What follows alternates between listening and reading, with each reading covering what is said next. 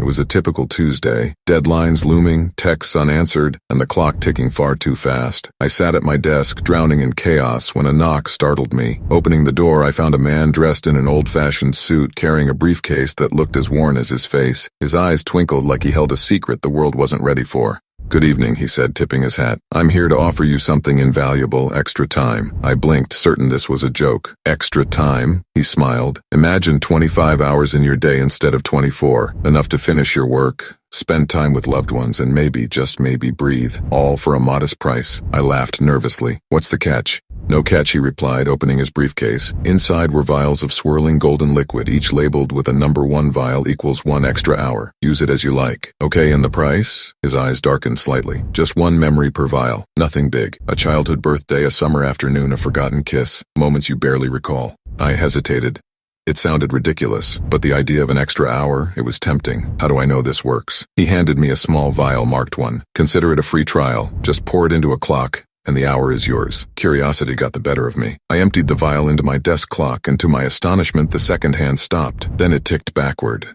When it resumed, the clock read 9 p.m. again. I had just gained an hour. That night I finished my work, cleaned my apartment, and even read a chapter of a book I hadn't touched in years. For the first time in ages, I felt on top of things. The next day, the man returned. "How was your trial?" "Unbelievable," I admitted. "I'll take 3 more."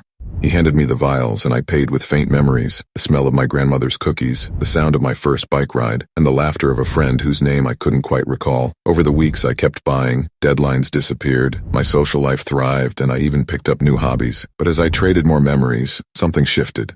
I forgot my childhood nickname. My favorite teacher's face became a blur. When my mom mentioned a family vacation, I had no idea what she was talking about. Worse, the things I filled my extra hours with, work, errands, distractions, began to feel hollow. The more time I gained, the less I seemed to live. One night I tried to write in my journal only to realize I couldn't recall a single meaningful moment from the past month. Panic set in. When the man came again, I confronted him. "You never said I'd lose pieces of myself." He raised an eyebrow. "I told you the price, memories for time. You chose what to trade. But I didn't know what I was giving up." He sighed. "Most don't. They chase more hours, thinking they'll finally be happy. But time isn't the problem, it's how you use it." Desperate, I begged him to return my memories. He shook his head. "What's lost can't be regained, but I'll make you one final offer." He handed me a vial marked, "Pour this into a clock and you'll have no extra hours. Just your original 24, but you'll remember how to cherish them." With trembling hands, I poured the vial. The world seemed to shift, colors growing brighter, sounds sharper. For the first time in years, I noticed the small things: the warmth of sunlight, the smell of fresh coffee, the sound of laughter echoing from the street.